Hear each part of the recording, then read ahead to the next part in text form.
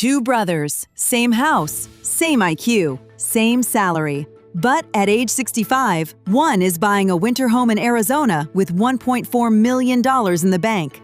The other is bagging groceries part-time, terrified because his $180,000 savings won't cover his heart medication. The difference wasn't their 20s. It wasn't a lucky stock pick. It was a silent mathematical slaughter that happened entirely in their 40s. Most people sleepwalk through this decade. You think you have time. You don't. Your 40s are the financial red zone. It is the single most disproportionately powerful decade for wealth creation, yet it's where 90% of the middle class loses the game. Why? Because three specific forces collide right now. If you harness them, you retire rich. If you ignore them, you work until you die.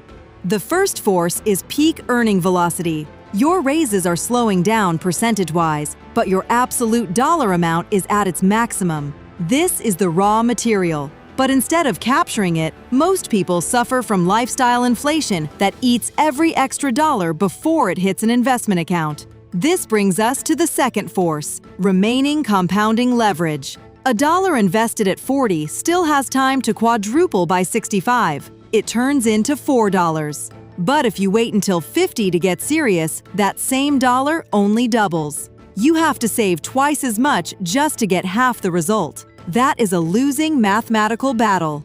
Then there is the third force, expense stabilization. Your kids are becoming independent. Your wardrobe is set. You aren't buying starter furniture anymore. This creates a natural margin. You have a choice. You can let that margin disappear into better vacations and nicer cars, or you can redirect it into assets. Let's run the numbers. You hit 40 with $100,000 saved. If you maintain a 15% savings rate on a standard salary, you coast into retirement with $1.35 million.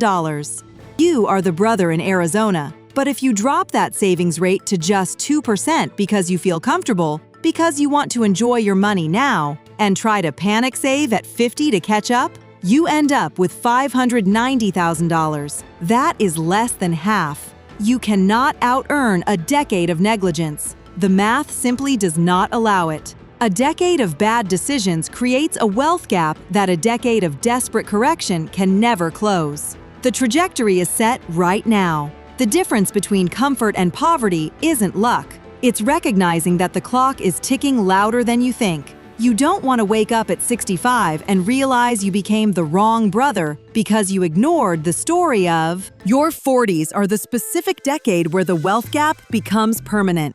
If you make the standard middle-class moves right now, you are mathematically guaranteeing you will work until you die. The math is brutal because compounding stops working for you and starts working against you. The moment you sign the wrong papers in this decade, you aren't just spending monthly cash flow, you are deleting decades of freedom. The first and most dangerous trap is the housing upgrade. You hit 40, you feel established, so you move from the $350,000 starter home to the $600,000 forever home because you think you've earned it. You haven't.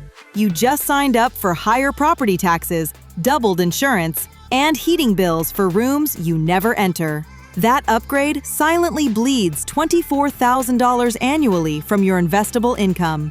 If you had invested that money at 7%, you destroyed over $1 million of your retirement fund. That extra guest room is the most expensive mistake of your life. Then you park a wealth killer in the driveway. Trading a practical sedan for a luxury SUV to signal your status creates a $400,000 hole in your future net worth once you factor in the $900 monthly payment and premium insurance over a decade. But the true emotional assassin is college. You feel guilty, so you sign for six-figure Parent Plus loans. Or worse, cash out your 401k to fund a teenager's dream school experience. You are effectively lighting your own financial oxygen mask on fire to keep them warm for 4 years. Simultaneously, you stop taking risks at work. You coast to protect your salary, making you a prime target for age discrimination by 50 when you become too expensive to keep. Meanwhile, lifestyle creep sets in. You see your neighbor's kitchen renovation and subconsciously match their spending, not realizing they are financing that marble island with toxic credit card debt. Let's look at the autopsy of a financial disaster to see how this ends. Meet David and Christine. At 40, they were debt-free with solid savings. Then they bought the big house, leased the luxury SUV for David, and funded out-of-state tuition. Their savings rate plummeted to 6%. Now, at age 50, they have $240,000 total. That sounds like a lot of money, but run the projection. Even with panic saving for the next 15 years, the inflation-adjusted math shows they hit zero at age 82. The solution isn't earning more, it's rejecting the upgrade. If they had stayed in the smaller house and driven the sedan, they would be sitting on $2.4 million by 60. Instead, they face the terrifying reality of being forced back into the workforce as octogenarians, scanning groceries because they bought a status symbol 20 years ago. This is why your 40s determine if you end up wealthy or working. Stop telling yourself that financial ruin is an accident. For David and Christine, it was a choice. But for Robert and Jennifer, starting with the exact same paycheck at age 40, the outcome was mathematically opposite. They didn't just get lucky, they actively fought the social current that drowns everyone else. Here is what that looks like in practice. When the realtor showed them the upgrade, Jennifer looked at the numbers and said, "Absolutely not." She rejected the status bump and kept their housing costs fixed. That single decision preserved a $1,650 monthly gap. Instead of parking that money in a depreciating luxury SUV, they drove certified pre-owned sedans and funneled the cash straight into index funds. When their kids applied to college, they set a hard boundary. State universities on merit scholarships only. No six-figure debt burdens for the parents. By the time they cut the cake on their 65th birthday, the math was undeniable. They were sitting on $1.65 million, a completely paid-off home, and total geographical freedom. The reason most people never reach that birthday is a psychological trap called hedonic adaptation. This is the hidden mechanism that kept David and Christine poor. When you upgrade your lifestyle, the bigger house, the leather seats, the premium trim, your brain adapts to that new level of luxury in about 18 months. That joy is temporary, but the bill is permanent. You are effectively trading 18 months of dopamine for 30 years of financial suffocation. Robert and Jennifer understood that boring is just another word for safe. They refused to trade their future freedom for a temporary feeling of importance. You need a customized battle plan right now based on your age. If you are in your 20s or 30s, you must build automatic, unbreakable savings habits immediately. Time is the only asset you have that money cannot buy back.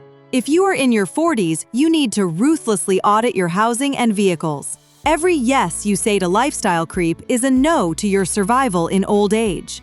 And if you are in your 50s and behind, you need to take radical steps. I'm talking about immediate downsizing and delaying Social Security to maximize your payout later. You cannot afford to be gentle with these decisions anymore. Now, close your eyes and visualize the porch test. It is 30 years from now. You are 70 years old, sitting on your front porch. In one reality, you are holding a cup of coffee, planning a trip to see your grandchildren, completely immune to the stock market or inflation because you built a fortress. In the other reality, you are paralyzed by anxiety, rationing your blood pressure medication, and terrified that the check engine light just turned on. The difference between those two people isn't magic. It is the decision you make the moment this video ends. Subscribe and take control, or scroll past and gamble with your life. Stop telling yourself that financial ruin is an accident.